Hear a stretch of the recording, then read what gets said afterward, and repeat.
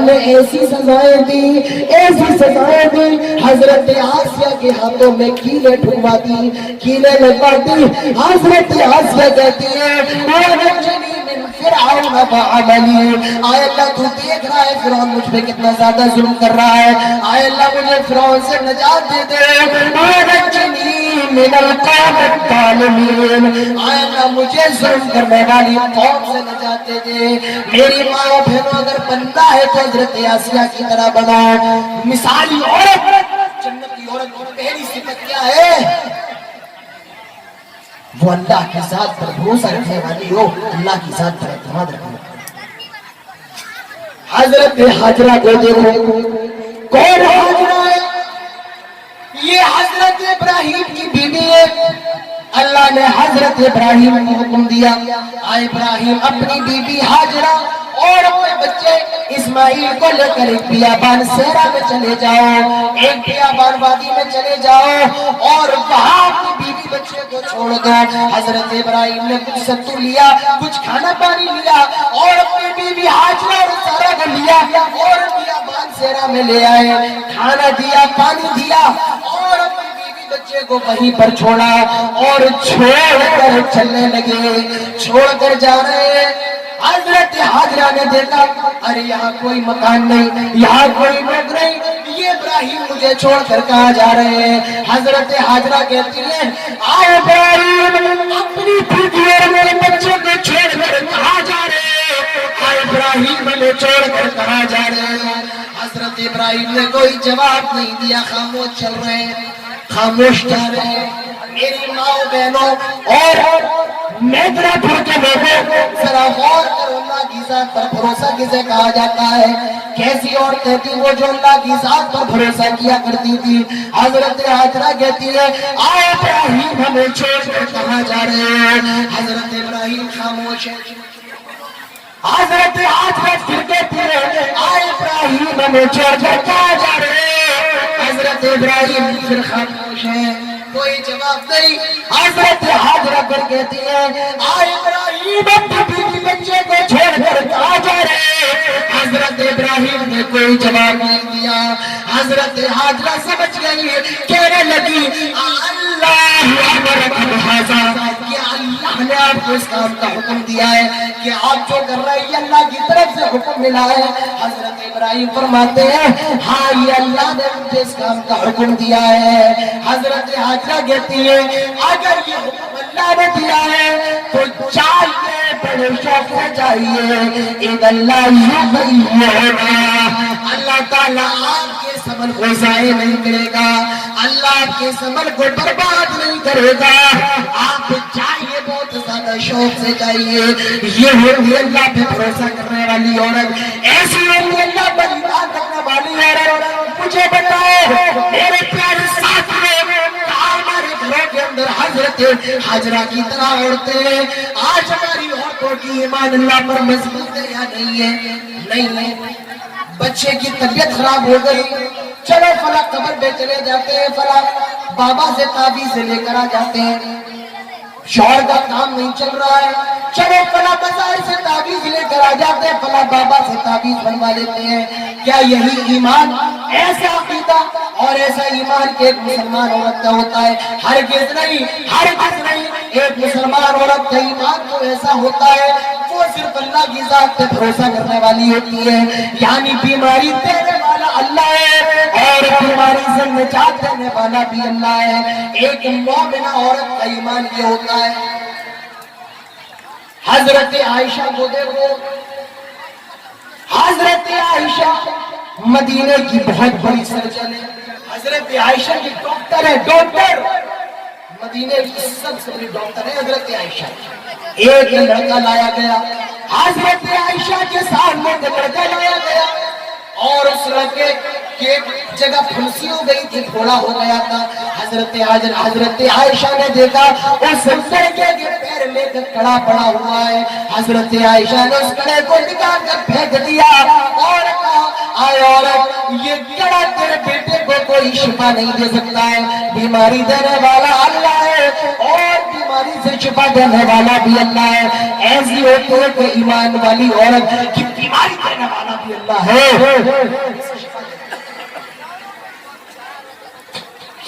میرے پیارے آج غور کیجئے آج ہم کہاں جا رہے ہیں. آج ہمارے اندر ایمان کی کتنی زیادہ کمزوری ہے. آج ہمارے اندر توحید کی کتنی زیادہ کمزوری ہے. کوئی پریشانی ہو ارے چلو فلاں بابا کے یہاں چلے جاتے ہیں, فلاں قبر پہ چلے جاتے ہیں. یہ کون سا ایمان ہے؟ ہم نماز پڑھتے ہیں اور نماز میں یہ کہتے ہیں ایاک نعبد و ایاک نستعین, اللہ عبادت تیری ہی کروں گا اور مدد بھی تجھ سے ہی مانگوں گا. عبادت بھی تیری, مدد بھی تجھ سے. مگر مسجد سے نکل جانے کے بعد ہم کسی بابا سے بیٹا بیٹی مانگنے لگ جائے, کسی مزار پہ جا کر اپنے ماتھے کو رگڑنے لگے اور مال جائیداد مانگنے لگے. میں کہتا ہوں دنیا کے اندر اس سے زیادہ دوگلا کوئی آدمی نہیں ہے. دنیا کے اندر اس سے زیادہ کوئی بے وفا آدمی نہیں ہے جو مسجد میں اللہ سے وعدہ کر رہا ہے آئے اللہ عبادت تیری ہی کروں گا, مدد تجھ ہی سے مانگوں گا. مگر نکل جانے کے بعد تو کسی اور کو اپنا مرکز خیاس بنا لے اور مرکز مدد بنا لے, سے بڑا دوگلا دنیا کے اندر کوئی نہیں ہے. میرے پیارے ساتھیوں, اپنا ایمان اور اپنا عقیدہ مضبوط کیجیے. دنیا میں کتنی بڑی پریشانی آ جائے مگر اللہ کے ساتھ شرک نہیں کریں. دنیا کے اندر کتنی بڑی پریشانی آ جائے تعویذ نہیں ڈالیں گے, دھاگا نہیں ڈالیں گے, کیونکہ یہ بھی شرک ہے, یہ بھی شرک ہے. اللہ کے نبی فرماتے ہیں فقط اشرک, جس نے کوئی بھی کڑا لٹکایا تعویذ لٹکائی فقط اشرک, اس نے شرک کیا.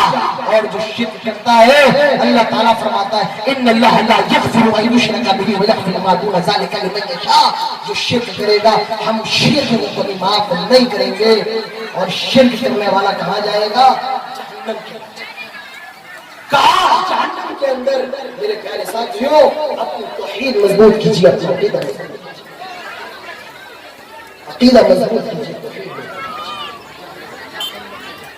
آئیے ایک عورت کی طرف میں آپ کو لے چلتا ہوں. ایک عورت, اللہ کے نبی فرماتے ہیں فرعون کے زمانے میں ایک عورت تھی, حضرت موسیٰ کے زمانے میں ایک عورت تھی, اور وہ فرعون کی بیٹی کی خادمہ تھی. وہ فرعون کی بیٹی کی غلام تھی.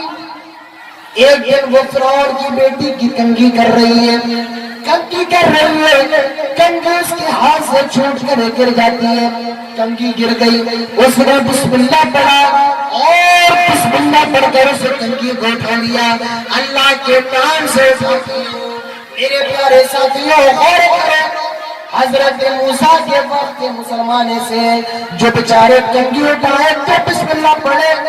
حضرت موسیٰ کے زمانے کے مسلمان ایسے جو کنگھی اٹھائے تو بسم اللہ پڑھے. اور آج کے زمانے کا مسلمان یہ ہے, وہ کہتا ہے بسم اللہ پڑھنے کی کوئی ضرورت نہیں ہے, 786 ہے تو یہ بسم اللہ کا نمبر ہے. میرے پیارے ساتھیوں, مجھے کوئی ایک حدیث دکھا دے, ایک حدیث اللہ کے نبی نے بسم اللہ کے نمبر 786 بتایا ہے, یا کسی صحابی نے 786 کہا ہے. صرف ایک حدیث دکھا دیجئے, آپ پورا ذخیرہ حدیث جان لیجئے, حدیث کی ساری کتابیں دیکھ لیجئے, مگر آپ کو کہیں بھی یہ نہیں ملے گا کسی نبی نے 786 کہا ہے, کسی صحابی نے بسم اللہ کی جگہ 786 کہا ہے. ہرگز نہیں, بالکل نہیں, خطائی نہیں. میرے پیارے ساتھیوں, جب نے یہ 786 کہاں سے نکال دیا. موسیٰ کے وقت کے مسلمان ایسے جو بیچارے کنگھی اٹھائے تو بسم اللہ پڑھے, اللہ کے نام سے اٹھاتی ہوں. فرعون کی بیٹی کہتی ہے یہ اللہ کون ہے, کیونکہ اللہ کا نام دے رہی ہے, یہ اللہ کا. وہ عورت کہتی ہے اللہ میرا رب ہے, میں اپنے رب کا نام لے رہی ہوں, میں اپنے رب کا نام لے رہی ہوں. فرعون کی بیٹی کہتی ہے ارے رب تو میرا باپ ہے, یعنی کہ تو میرے باپ کا نام دے رہی ہے. وہ عورت کہتی ہے نہیں, میں رب کا نام لے رہی ہوں, یہ میرے باپ کا رب ہے, جو پوری دنیا کے میرا کا رب ہے. فرعون کی بیٹی کہتی ہے کھاتی ہے میرے باپ کا دیا ہوا, رہتی ہے میرے باپ کے محل میں, اور باپ کسی اللہ کا لیتی ہے. اس نے اپنے باپ کو بتا دیا, فرعون کو بتا دیا کہ آپ کے محل میں کیسی عورت رہتی ہے, کھاتی آپ کا ہے, پیتی آپ کا ہے, مگر نام کسی اللہ کا لیتی ہے. فرعون سمجھ گیا, اس عورت کے پاس آیا اور کہنے لگا, آئے عورت مجھے معلوم چل گیا ہے, تو نے موسیٰ کا کلمہ پڑھ لیا, تو نے موسیٰ کا دین قبول کر لیا. دیکھ عورت میرے سامنے جھک جا, مجھے سجدہ کرنے, میں تجھے چھوڑ دوں گا, ورنہ تو جانتی ہے میں کتنی زیادہ خطرناک سزا دے گا.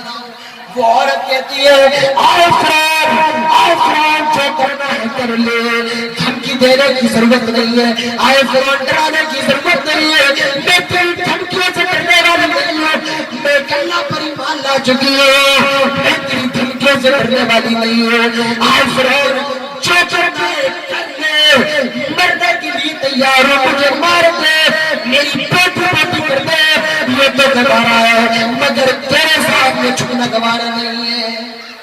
آئے فرعون مار دے, مرنا گوارا کر لوں گی مگر تیرے سامنے سجدہ کرنا گوارا نہیں کروں گی. فرعون نے حکم دیا, آگ جلاؤ. بہت بڑی آگ جلائی گئی, کہاں کے اوپر کہاں چڑھاؤ, بڑا سا چڑھاؤ رکھا گیا, تیل ڈالو, تیل بھی ڈال دیا گیا, تیل کھولنے لگا, تیل ابلنے لگا, تیل جوش مارنے لگا.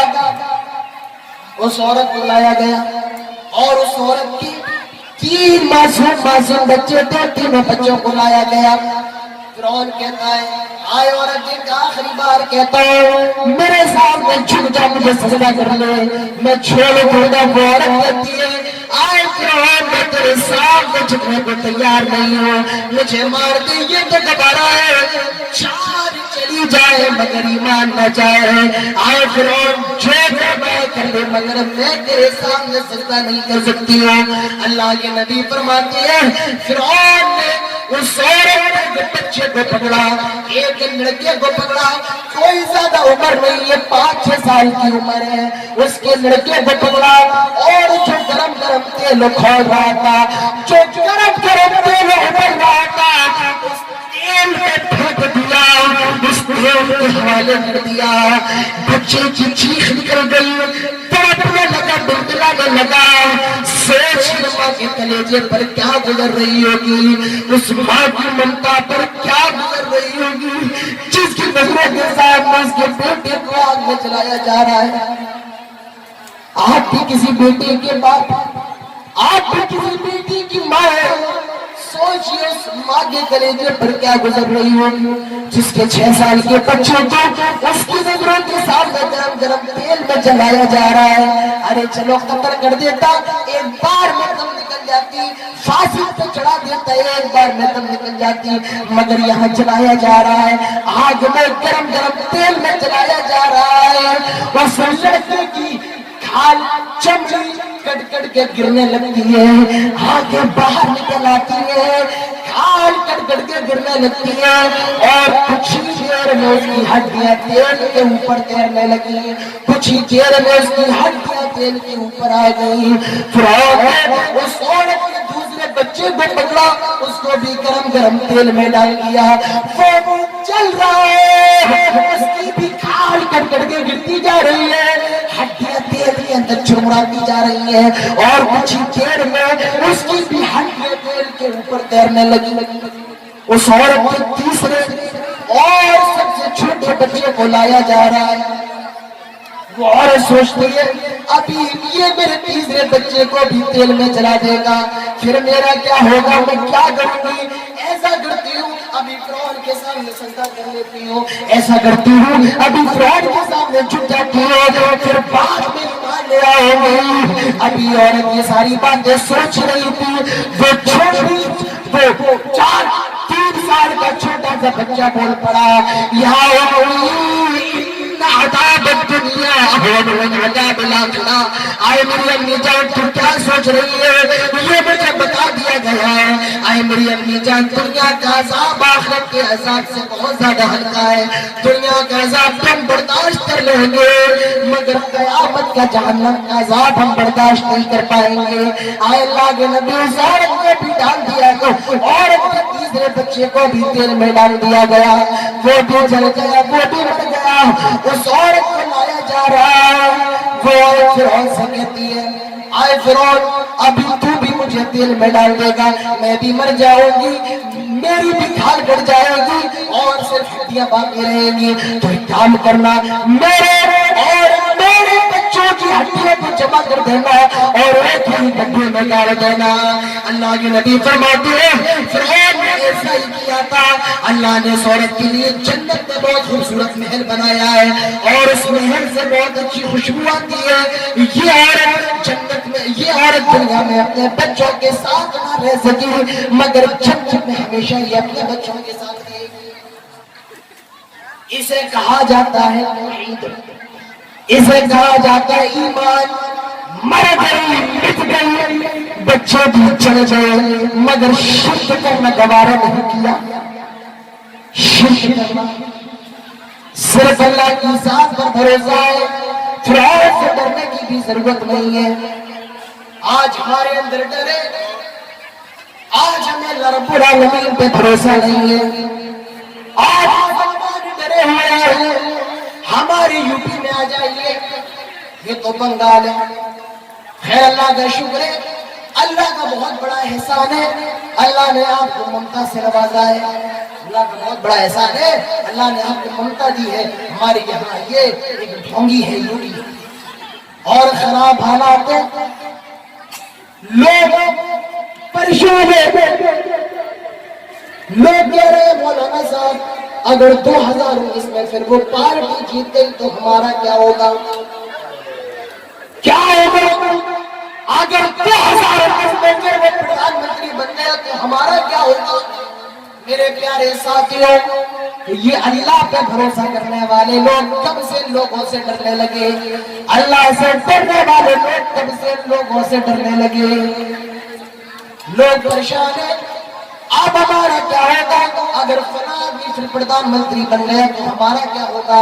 ہزاروں پر لوگ روک لگائی جا رہی ہے, ماسک پر, میٹ پر روک لگائی جا رہی ہے. اسلام کا اس ہندوستان کے اندر کیا ہوگا؟ کہیں اسلام ختم نہ ہو جائے, کہیں مسلمان ختم نہ ہو جائے. میں کہنا چاہتا ہوں میرے پیارے ساتھیوں, دنیا کے اندر بڑے بڑے سورما آئے, بڑے بڑے ملک دیکھے جنہوں نے اسلام کو ختم کرنے کی سازشیں کی ہے, جنہوں نے اسلام کو ختم کرنے کے لیے جن پر زور لگا دیا ہے.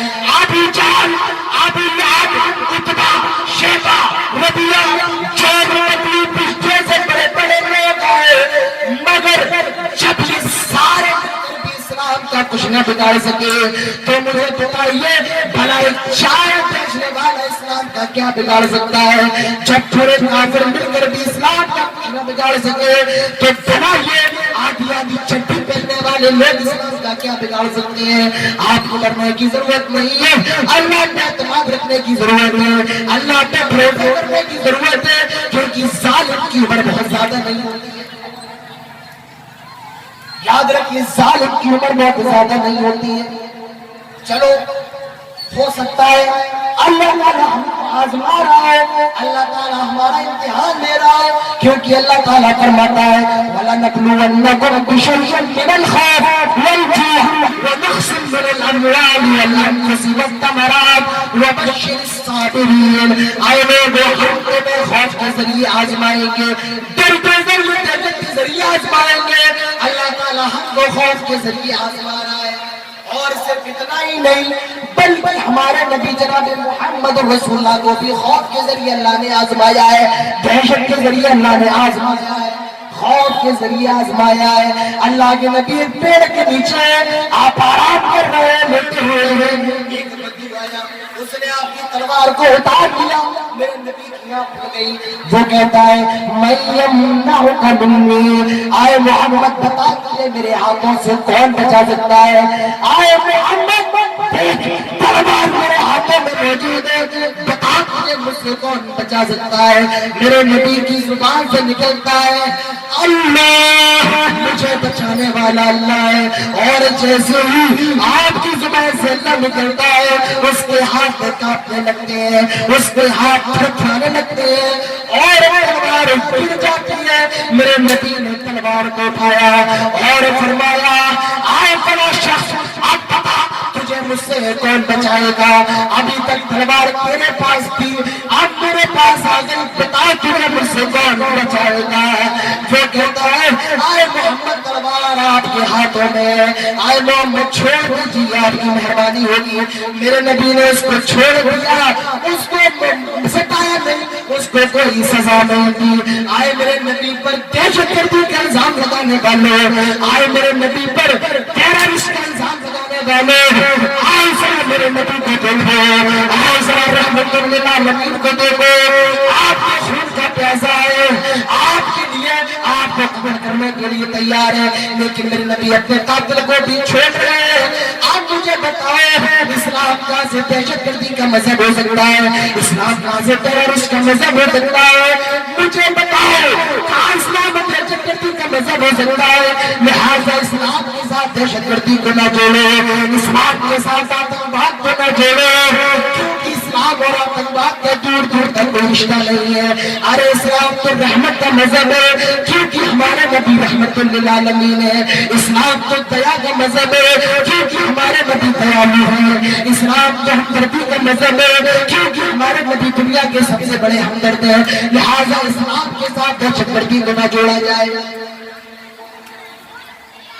اور وہ کہتا ہے دہشت گردی کرنے والا، بے قصوروں کو مارنے والا، معصوموں کو مارنے والا کوئی بھی ہے، مسلمان ہے یا ہندو ہے، رب کعبہ کی قسم ہے نہ وہ مسلمان ہو سکتا ہے، نہ وہ اسلام لا الہ الا اللہ کا کلمہ پڑھنے والا ہو سکتا ہے۔ وہ ہماری نظر میں مسلمان ہی نہیں ہے، بے قصوروں کو مارنے والا مسلمان نہیں ہے، کیونکہ اللہ تعالیٰ فرماتا ہے من قتل نفسا بغیر نفس او فساد فی الارض فکأنما قتل الناس جميعا، جو کسی ایک انسان کا قتل کر دے، اللہ تعالیٰ فرماتا ہے قتل الناس جميعا، وہ پوری انسان کا قاتل ہے، وہ پوری مانوتا کا قاتل ہے، وہ پوری ہیومینٹی کا قاتل ہے۔ میرے پیارے ساتھیوں، غور کیجیے، اسلام کے ساتھ دہشت گردی کو نہ جوڑیے۔ ہم ہر دہشت گردی، ہر ٹیررزم کی کڑے شبدوں میں نندا کرتے ہیں۔ ابھی کچھ دن پہلے پلوامہ کے اندر آتنکی حملہ ہوتا ہے اور جس میں ہمارے 40 نوجوان، 40 سولجر مارے جاتے ہیں۔ میرے پیارے ساتھیوں، گھٹنا کی کڑے شبدوں میں نندا کرتا ہوں، کڑے لفظوں میں کنڈم کرتا ہوں، مذمت کرتا ہوں اور کہنا چاہتا ہوں اے ہندوستان کی حکومت، ہم تمہارے غم کے ساتھ تمہارے غم میں شریک ہے، کیونکہ ہمارے ملک پر حملہ ہے اور ہم سے جو بھی ضرورت ہے ہم تیار ہیں، ہمارے خون کی بھی قربانی دینے کے لیے تیار ہیں۔ اور ہندوستان کے پردھان منتری prime minister mister Narendra Modi سے کہنا چاہتے ہیں آئے ہندوستان کے پردھان منتری، اگر ہندوستان کی حفاظت کے لیے، اگر اس بھارت کی دھرتی کے لیے ہماری ضرورت پڑ جائے، آپ اپنی زبانوں کو ہلائیے، رب کعبہ کی قسم ہے ہم آج رات میں اپنے سر پہ کفن باندھ کے ہندوستان کی حفاظت کے لیے نکلنے کو تیار ہے۔ ہم ہندوستان کی دھرتی کی حفاظت کے لیے نکلنے کو تیار ہے، کیونکہ ہمیں اپنے وطن سے محبت ہے اور ہم نے یہ محبت بھی جناب محمد رسول اللہ سے سیکھی ہے۔ وطن سے پیار کرنا بھی ہم نے اپنے نبی سے سیکھا ہے۔ میرے نبی مکہ چھوڑ کر مدینہ جا رہے ہیں، آپ مکے کی طرف مخاطب ہوتے ہیں اور آئے میرے پیارے شاعر، آئے خانہ کعبہ، میں تجھے چھوڑنا نہیں چاہتا ہوں، مگر تیرے باشندے، تیرے لوگ ہیں وہ مجھے چھوڑ، وہ مجھے یہاں پر رہنے نہیں دیتے ہیں۔ میرے پیارے ساتھیوں، یہ وطن، یہ ہندوستان، یہ بھارت ہمارا ملک ہے۔ جب یہ انگریزوں کے قبضے میں تھا، اسے آزاد کروانے کے لیے مہاتما گاندھی کے ساتھ ساتھ مولانا ابوالکلام آزاد بھی تھے۔ اسے آزاد کروانے کے لیے اگر بھگت سنگھ کو پھانسی ہوئی ہے تو اشفاق اللہ خان کو بھی پھانسی ہوئی ہے. یہ وطن ہمارا ہے, لہذا ہماری وفا پہ شک نہ کرے, ہماری وفا پہ شک نہ کرے. ثبوت میں دیں گے وفا کا یہ اشتباہ ہے, مٹا کے خاک میں رکھ دیں گے ہر صفحہ غلط, اور برب کعبہ ہم آنکھیں نکال چھوڑیں گے جانب جو ہے غلط. ہم ہندوستان کی حفاظت کے لیے تیار ہیں, ہم ہندوستان کی سکیورٹی کے لیے تیار ہیں, کیونکہ یہ ملک ہمارا ہے. میں تو حکومت تک یہ پیغام پہنچانا چاہتا ہوں, وزیر اعظم نریندر مودی تک یہ پیغام پہنچانا چاہتا ہوں, اگر آپ ہماری ضرورت ہو جائے آپ اشارہ کریے, ہم ہندوستان کی حفاظت کے لیے نکلنے کو تیار ہیں. نکلیں گے یا نہیں نکلیں گے انشاءاللہ. تو میرے پیارے ساتھیو, اسلام کے ساتھ دہشت گردی کو نہ جوڑیے, یہ آزمائش ہو سکتی ہے. اللہ پہ اعتماد رکھیے, اللہ پہ بھروسہ رکھیے. آج ہمارے اندر اسی اعتماد کی کمی ہے, اسی بھروسے کی کمی ہے. صحابہ کا اللہ پہ اعتماد کا پوری دنیا کو پتہ کر لیا, آج ہمارے اندر اعتماد نہیں ہے, اسی لیے آج ہم دنیا کے اندر سب سے ذلیل بن گئے ہیں. آج پوری دنیا پر حکومت کر رہی ہے, کیونکہ ہمیں بھروسہ اللہ پہ نہیں بلکہ ان قبروں پہ بھروسہ ہے. فلاں بابا بہت پہنچ کے پاس چلے. ارے اللہ کے بندو, جو خود اندر قبر کے اندر خود پریشان ہے, تو اس کے پاس مانگنے کا ہے, اس کے پاس. اللہ تعالیٰ فرماتا ہے اِنَّكَ لَا تُسْمِعُ الْمَوْتَى وَلَا تُسْمِعُ سُمَّ الدُّعَاء. تم مردوں کو نہیں سنا سکتے, اور جو قبر کے اندر ہے تم ان کو نہیں سنا سکتے ہو. اللہ نے بہت پیاری بات کی, کیا کہا کہ تم مردوں کو نہیں سنا سکتے ہو, اور جو قبر کے اندر ہے ان کو نہیں سنا سکتے. ایک نقطہ بتاؤں میں آپ کو, اس آیت کے اندر پہلا دعویٰ ہے اور دوسرا اس دعوے کی دلیل ہے. ارے چپ کروائیے, کیوں بولتے ہیں؟ اس آیت کے اندر پہلا دعویٰ ہے اور دوسرا اس دعوے کی دلیل ہے. دعویٰ کیا ہے؟ تم مردوں کو نہیں سنا سکتے ہو, اور اس دعوے کی دلیل کیا ہے؟ تم پیروں کو نہیں سنا سکتے ہو. اچھا ایک بات بتائیے, ایک آدمی کے پاس چلنے کے لیے پیر ہے, بولنے کے لیے منہ ہے, دیکھنے کے لیے آنکھ ہے, سننے کے لیے ناک ہے, صرف اس کے پاس کان نہیں ہے, بہرا ہے. تو جس کے پاس کان نہیں ہے تم اس کو نہیں سنا سکتے ہو, اور جس کے پاس جان ہی نہیں ہے تم اس کو کیا سنا سکتے ہو؟ جس کے پاس کان نہیں اس کو نہیں سنا سکتے ہو, اور جس کے پاس جان نہیں ہے تم اس کو کیا سنا سکتے ہو؟ اور قبروں کے نام بھی بڑے, گھوڑے شاہ, کتے شاہ, گدھے شاہ, نام بھی بڑے ہیں, اور پتہ نہیں قبر کے اندر موجود کون, انسان ہے یا گدھا ہے. ایک واقعہ سنیں گے, آپ ایک چٹکلا سناتا ہوں لطیفہ, اور یہ شاید حقیقت بھی ہے. ایک آدمی تھا, وہ بیچارہ کام دھندا اس کے پاس نہیں تھا, بہت پریشان تھا. ایک قبر پہ گیا مانگنے کے لیے, اور قبر پہ رو رہا ہے, بگڑا رہا ہے, بابا کچھ مدد کر دو, بہت پریشان, کام دھندا نہیں چل رہا ہے, رو رہا ہے, چلا چیخ رہا ہے. آپ دیکھیں کسی قبر پہ جائے تو قبر پہ بڑے بڑے مجاور بیٹھے ہیں, بڑا قول, بہت موٹی, ارے اتنی موٹی گردن ان کے پیچھے مڑ نہیں پاتے, بڑے بڑے بابا ہوتے ہیں. تو ایک بابا نے دیکھا, کہا کیا بات ہے؟ کہا کام دھندا نہیں چل رہا ہے, بہت پریشان ہے. کہا اچھا یہ بات ہے, دیکھو ایسا کرو, وہ گدھا بنا ہوا ہے, جاؤ وہ گدھا لے جاؤ, میں وہ گدھا دے گا. کہا ٹھیک ہے. اب وہ گدھا لے آئے اور گدھے پہ ٹرانسپورٹ کا کام کرنے لگا, مال لاتا اس گاؤں سے اس گاؤں, اس گاؤں سے اس گاؤں, اس کا پورا خرچہ پانی چلنے لگا, پیسے موڑی اس کے پاس آنے, پیسے وغیرہ اس کے پاس آنے لگے. کچھ دن کے بعد کیا ہوا, اس بیچارے کا گدھا مر گیا. مزے لے کے سنیے گا, مزے لے کے, اس کا گدھا مر گیا. اب وہ بیچارہ بہت زیادہ پریشان, کیا کروں؟ اس نے گڈھا کھودا, اس گدھے کو گاڑ دیا اور رو رہا ہے. تم تھے تو کتنا اچھا تھا, تھوڑا کھانے پینے کا انتظام ہو جاتا تھا, کیا کروں گا, کس کے سہارے مجھے چھوڑ کے چلے گئے. رو رہا ہے, چیخ رہا ہے.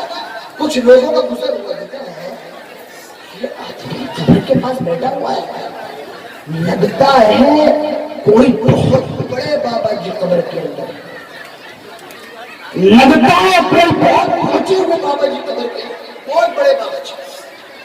اب کیا لوگوں میں اللہ بستی میں اللہ رہے آئے لوگوں کتنے بڑے بابا جی قبر کے اندر پورے بستی کے لوگ ہیرے جواہرات پیسہ کھانا اور جب گدے والا کا بڑا خوش مجاور ہے تو اچھا ہوا گدھا مر گیا تو بہت فائدہ ہو رہا ہے بڑا خوش بہت امیر ہو گیا. اب اور مزے کی بات سنا وہی گیا پہلے والی مزار کے جہاں سے گدھا ملا تھا وہی گیا اور اس مجاور سے ملاقات ہوئی. مجاور نے کہا بھائی سب صحیح چل رہا ہے؟ کہا یار کیا گدھا تم نے دیا اس نے تو میری زندگی بنا دی. کیا گدھا تم نے دیا اس نے میری زندگی بنا دی. وہ کہتا ہے سنو تم جس کے پاس پہلے مانگنے آئے تھے نا وہ اس کا باپ تھا سمجھے. یہ قبر کے حالات ہیں قبروں کے. میرے پیارے ساتھیو اللہ کی ذات پہ بھروسہ کیجئے. حضرت عمر مدینے کی گلی کا چکر لگا رہے ہیں. ایک گھر سے آواز آئی ایک ماں اپنی بیٹی سے کہہ رہی ہے بیٹی پانی ملا دو. بیٹی نے کہا امی جان عمر نے دودھ میں پانی ملانے سے بڑا فرمایا ہے لہٰذا میں دودھ میں پانی نہیں ملاؤں گی. ماں کہتی بیٹی عمر یہاں موجود تھوڑی ہے عمر ہمیں دیکھ تھوڑی کر رہا ہے. وہ لڑکی کہتی ہے ان لم یکن عمر یرانا فاذا رب عمر یرانا. آئے میری امی جان اگر عمر ہمیں نہیں دیکھتا تو کیا ہوا؟ عمر کا رب ساتھ جو عرش پر موجود ہے وہ تو ہم کو دیکھ رہا ہے. تو یہ میرے پیارے ساتھ یہ مر جاؤ مٹ جاؤ مگر ایمان نہ جائے. جان دے دینا یہ گوارا کر لینا. آگ میں جل جانا مر جانا یہ گوارا کر لینا مگر اللہ کے ساتھ کسی کو شریک نہیں. تو جنت میں جانا ہے میری ماؤں بہنوں میرے دوستوں پہلی چیز اللہ پہ بھروسہ. جنت میں جانے والی عورتوں کی دوسری صفت مثالی خاتون کی دوسری صفت وہ اللہ کے نبی جناب محمد رسول اللہ صلی اللہ علیہ وسلم سے محبت کرنا. اللہ کے نبی کے صحابی کے حضرت جنیبی رضی اللہ عنہ اللہ کے نبی صحابی کے گھر پر ان کا پیغام لے کر کے آئے. کہتے ہیں میں آپ کی بیٹی کے لیے رشتہ لے کر کے آیا. وہ صحابی سب بھی شاید اللہ کے نبی اپنے لیے رشتہ مانگ رہے ہیں. اللہ کے نبی فرماتے ہیں نہیں میرے ایک صحابی ہیں جنیبی ان کے لیے رشتہ مانگ رہے ہیں ان کے لیے رشتہ مانگ رہے ہیں. حضرت جنیبی چونکہ تھوڑے سے کالے کرنے کے صحابی کے بہت زیادہ خوبصورت تھے. وہ صحابی کہتے ہیں اللہ کے نبی ایسا کریے میں اپنی بیوی سے پوچھ لیتا ہوں. بیوی سے کہا بیوی نے کہا نہیں کروں گی. ہماری بیوی کتنے بڑے بڑے گھروں سے رشتے آ رہے ہیں میں نہیں کروں گی شادی. جنیبی کے ساتھ لڑکی ساری باتیں سن رہی تھی. کہتی ہے امی جان آپ غور کیجئے یہ رشتہ خود جناب محمد رسول اللہ صلی اللہ علیہ وسلم لے کر کے آئے ہیں. آئے میری امی جان میری شادی کرنے کے لیے تیار ہو. میرے پیارے ساتھیوں یہ ہوتی ہے اللہ کے نبی سے محبت. اور یاد رکھیے محبت کا مطلب یہ نہیں ہے محبت کا مطلب یہ نہیں ہے کہ نبی کے نام پر نعرے لگائے جائیں نبی کے نام پہ جھوما جائے. محبت کا مطلب یہ ہے کہ جس کام کا حکم میرے نبی نے دیا ہے وہ کام کیا جائے. جس طریقے کا عمل میرے نبی نے کیا ہے وہ کیا جائے. جیسے میرے نبی نے نماز پڑھی ہے وہ نماز پڑھی جائے. جیسے میرے نبی نے روزہ رکھا ہے ویسے روزہ رکھا جائے. جیسے میرے نبی نے حج کیا ہے ویسے حج کیا جائے. یہ محبت کا مطلب ہے. یہ نبی سے پیار کا مطلب ہے. آج بتائیے ہمارے اندر ایسی محبت ہے محبت کے دعوے بہت کرتے ہیں محبت کے دعوے بہت کرتے ہیں مگر بتاؤ کہ ہمیں نبی سے کون سی محبت ہے. ہم کتنے نماز پڑھتے ہیں. میرے نبی کے انتقال کا وقت آپ کی وفات کا وقت پہ میرے نبی کہتے جا رہے ہیں الصلاۃ الصلاۃ. لوگ نماز پڑھتے رہنا لوگ نماز پڑھتے رہنا. آج بتاؤ ہمیں نبی سے کتنی محبت. آپ کی مسجدوں میں چلے جائیے میں کہتا ہوں 10 اور 12 لوگوں سے زیادہ نمازی نہیں ملیں گے. فجر کے اندر ابھی رک جاؤں گا تو 5 اور 10 لوگوں سے زیادہ نمازی نہیں ملیں گے. کون سا آپ محبت کے دعوے کرتے ہیں مجھے بتائیے کون سے محبت کے دعوے ہمارا آپ کرتے ہیں. میرے نبی فرماتے ہیں قرۃ عینی فی الصلاۃ نماز میری آنکھوں کی ٹھنڈک ہے. آج ہم نے اپنے نبی کی آنکھوں کی ٹھنڈک کو چھین لیا. میرے نبی نے نماز پر اتنا زور دیا. اللہ کے نبی فرماتے ہیں مروا اولادکم بالصلاۃ وهم ابناء 7 سنین. اے نبی جب تمہارے بچے 7 سال کے ہو جائیں انہیں نماز پڑھنے کا حکم. کتنے سال کے ہو جائیں کتنے سال کے؟ ارے 60 نہیں کہہ رہا ہوں 60 کہہ رہا ہوں.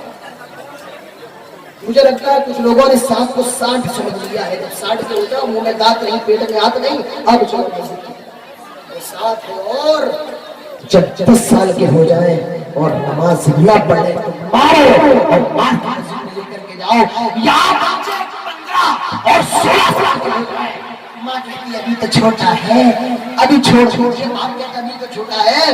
اور وہیں 5-6 سال کا بچہ اسکول نہ جائے تو ماں باپ مار مار کے اسکول بھیجتے ہیں. ہم نے آج کیا اسلام کی تصویر بنا دی, ہم نے آج کیا مذہب کی تصویر غور کرنے کی ضرورت. ہمارے اندر کون سا اسلام ہے؟ بچے چھوٹے ہیں انہیں بڑا خطرہ ہے, بڑا معاملہ ہے, اچھے سے وہ گولی نہ مارتے, کچھ نہ ہوگا. بڑے عجیب معاملات ہیں. تو میرے پیارے ساتھیوں, جنت میں جانا ہے. دوسری چیز جناب محمد رسول اللہ صلی اللہ علیہ وسلم سے محبت ہے. جنت وہ اپنے عزت و ناموس کی حفاظت کرنے کا. حضرت مریم کو دیکھو, اللہ کا حکم ہوتا ہے, حضرت جبرائیل آتے ہیں اور حضرت مریم سے کہتے ہیں آؤ مریم تو ماں بننے والی ہے, آئے مریم تیرے پیٹ سے بچہ آنے والا ہے. حضرت مریم کہتی ہے ارے میں ماں کیسے بن سکتی ہوں, میرے پیٹ سے بچہ کیسے ہو سکتا ہے, مجھے تو آج تک کسی غیر مرد نے چھوا بھی نہیں ہے, اور نہ تو میں زانیہ ہوں اور نہ مجھے کسی غیر مرد نے چھوا ہے. حضرت جبرائیل کہتا ہے یہ اللہ کا حکم ہے, آئے مریم کی ماں بننے والی ہے.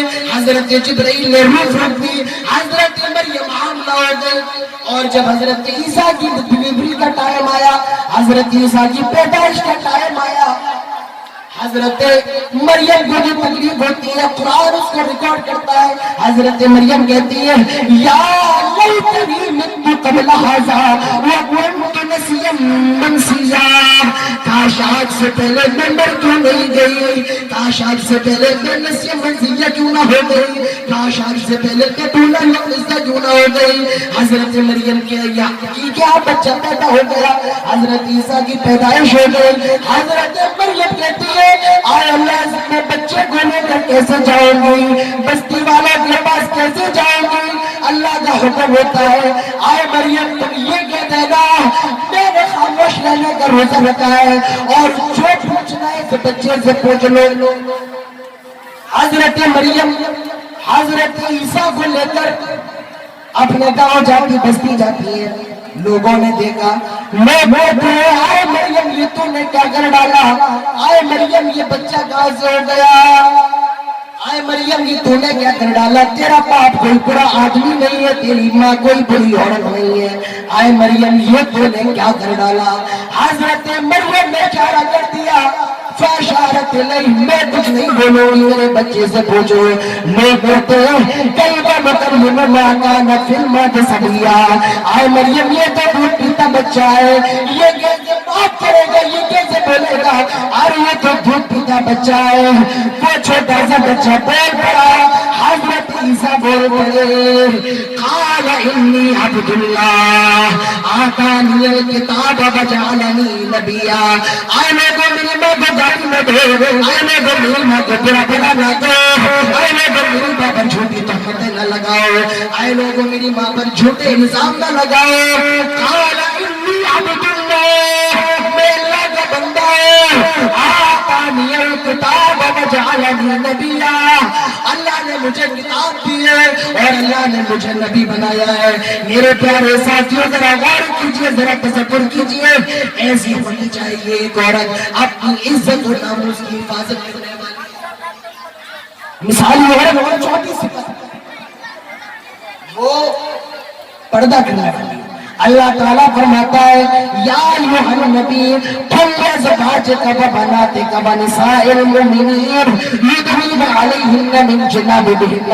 اے نبی اپنی بیویوں سے کہہ دو, اپنی بیٹیوں سے کہہ دو, اور ساری مسلمان عورتوں سے کہہ دو جب وہ اپنے گھروں سے باہر نکلا کرے تو اپنے جسموں پر جلباب ڈال لیا کرے, ایک برقع ڈال لیا کرے.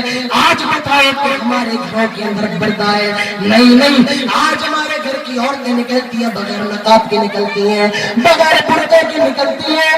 ارے میرے نبی تو یہاں تک فرماتے ہیں آئے عورتوں جب تم کسی خیر مرد سے بات کیا کرو اپنی آواز میں لوچ پیدا نہ کیا کرو، اپنی آواز میں لچک پیدا نہ کیا کرو۔ آج یہ کون سا پردہ ہے؟ ارے پردہ دیکھنا ہے تو میرے نبی کی بیٹیوں کا پردہ دیکھو، حضرت فاطمہ کا پردہ دیکھو۔ حضرت فاطمہ کے انتقال کا ٹائم قریب ہے، حضرت فاطمہ اپنے شوہر علی سے کہتی ہے آئے علی جب میرا انتقال ہو جائے، آئے علی جب میں مر جاؤں تو میرے جنازے کو کفن میں اچھے طریقے سے ڈھانپ دینا، اور ایک کام کرنا میرے جنازے کو دن میں نہیں بلکہ رات کے اندھیرے میں نکالنا، میرے جنازے کو دن میں نہیں بلکہ رات کے اندھیرے میں نکالنا۔ حضرت علی فرماتے ہیں آئے میری بیوی ایسا کیوں کہہ رہی ہو، کیا بات ہے؟ حضرت فاطمہ کہتی ہے آئے علی میں نبی کی بیٹی ہوں، میں جناب محمد رسول اللہ کی بیٹی ہوں، اور میرے نبی نے مجھے پردہ کرنے کا حکم دیا ہے، میرے نبی نے مجھے پردہ کرنے کی تعلیم دی ہے۔ آئے علی میں نہیں چاہتی ہوں کسی خیر مرد کی نگاہ بھی میرے مرے ہوئے شریر پر پڑے ہوئے کفن پر پڑ جائے، یہ میرے نبی کی بیٹی اور بیویوں کا پردہ ہے۔ آج مجھے بتاؤ کہاں عورتیں آج ہماری نظریں تلاش کر رہی ہیں حضرت فاطمہ کی طرح، آج ہماری نظریں تلاش کر رہی ہیں کہاں گئی حضرت عائشہ کی طرح عورتیں، کہاں گئی حضرت خدیجہ کی طرح، ایسی نہیں ملتی ہیں میرے پیارے ساتھیوں۔ ہمیں کیا ہو گیا ہے، ہمارے گھرانوں کو کیا ہو گیا ہے، ہماری بیٹیوں کو بہنوں کو بیٹیوں کو بہنوں کو کیا ہو گیا ہے، غور کرنے کی ضرورت ہے۔ کل قیامت کے دن آپ سے بھی سوال ہوگا۔ اللہ کے نبی فرماتے ہیں کلکم راع وکلکم مسئول عن رعیتہ، مردوں سے بھی سوال کیا جائے گا تمہاری بیٹی فلاں فلاں کام کر رہی تھی تم کیا کر رہے تھے، یاد رکھیے آپ سے بھی سوال کیا جائے گا۔ اس لیے اپنے گھر والے گھر کی عورتوں کو پردے میں مثالی عورت کی چوتھی صفت پردے میں، پانچویں صفت اپنے شوہر کو تسلی دینے والی ہو، اپنے شوہر کی ہمدرد۔ حضرت خدیجہ کو دیکھیے، حضرت خدیجہ کو دیکھیے، اللہ کے نبی جب آیا کرتے تھے مار پڑتی تھی، خون گرا ہوا ہوتا تھا، حضرت خدیجہ اپنا دوپٹہ پاڑ کے نبی کے زخموں پر رکھتی اور یہ کہتی تھی کہ اللہ واللہ لا یخزیک اللہ ابدا، آئے میرے شوہر میرا رب آپ کے ساتھ ہے، اور جس کے ساتھ رب ہوتا ہے دنیا کی کوئی بھی طاقت اس کا کچھ نہیں بگاڑ سکتی ہے، دنیا کی کوئی بھی طاقت اس کا بال باقا نہیں کر سکتی ہے۔ میرے نبی کو پھر حضرت خدیجہ دلاسا دیتے، اللہ کے نبی پھر مکے کے بعد جاتے اور پھر تبلیغ کرتے، پھر دین کی دعوت دیتے۔ میری ماں بہنوں اپنے شوہر کے ساتھ ہمدردی کرو، اپنے شوہر کی نافرمانی نہ کرو، شوہر کی نافرمانی نہ کرو۔ ایک صحابیہ ہے نام حضرت ام سلیم رضی اللہ عنہ، ان کی شادی مالک بن نضر نام کے ایک آدمی سے ہوتی ہے، یہ کسی سفر پر گیا ہوا تھا، حضرت ام سلیم نے اسلام قبول کر لیا، یہ مسلمان ہو گئی، ایمان لے کر کے آ گئی۔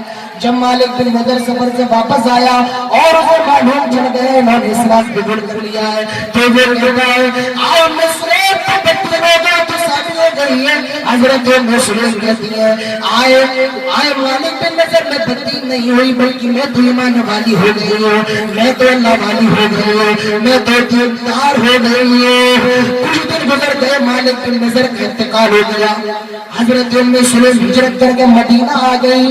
مدینے کے کروڑپتی آدمی ابو طلحہ انصاری پیغام میں نکال دیتے ہیں، حضرت ام سلیم نے شرط لگی اگر آپ اسلام لے آئے تو میں آپ کے پیغام کو قبول کر لوں گی۔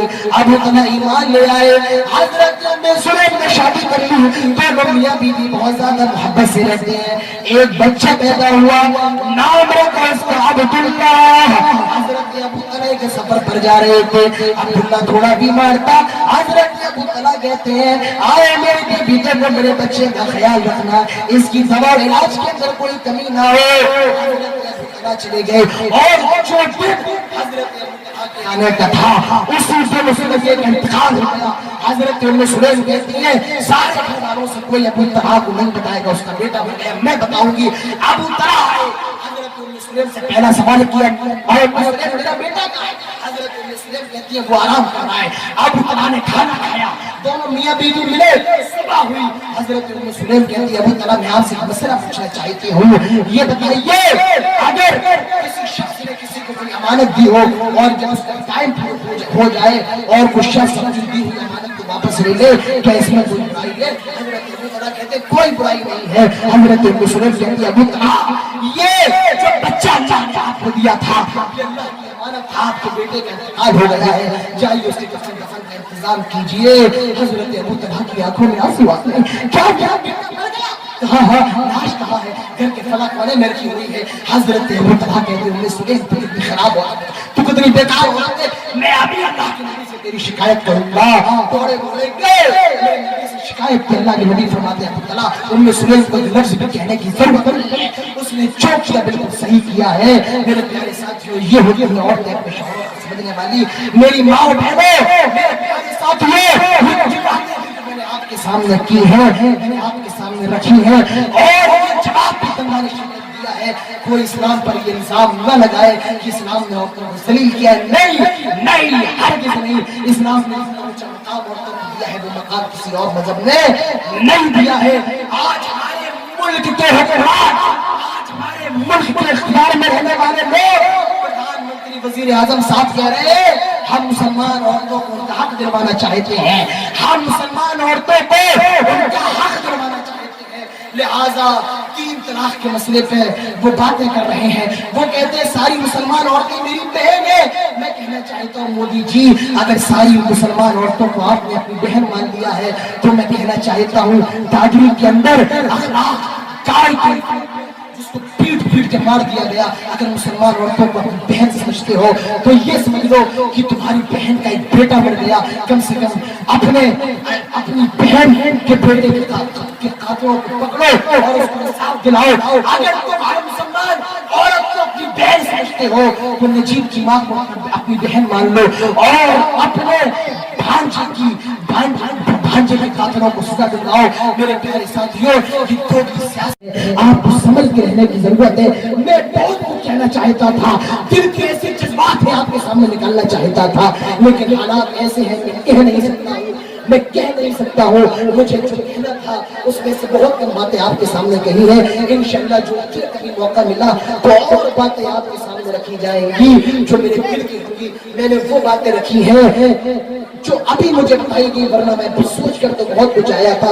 अब मुझे वक्त इजाजत नहीं देता है, मैं इसके आगे और कुछ कहूँ। आखिर में मैं अल्लाह से दुआ करूँगा जो लोग जमा हुए हैं तो उनकी हाजिरी को कबूल फरमा ले। आए अल्लाह इस पार्टी का इस जलसे के इनेकाद करने वाले, मुझे एक नाम याद आ रहा है जाकिर भाई का, इसी तरीके से ये मौलाना साहब सबकी बहुत मेहनतें हैं। अल्लाह इन सब की मेहनतों को कबूल फरमा ले। अल्लाह जब तक हम सब जिंदा रहे तो एक पर इस्लाम पर और जब हमारा खात्मा हो तो ईमान पर। वमा अलैना इल्लल बलाग व आखिरु दावाना अल्हम्दुलिल्लाह।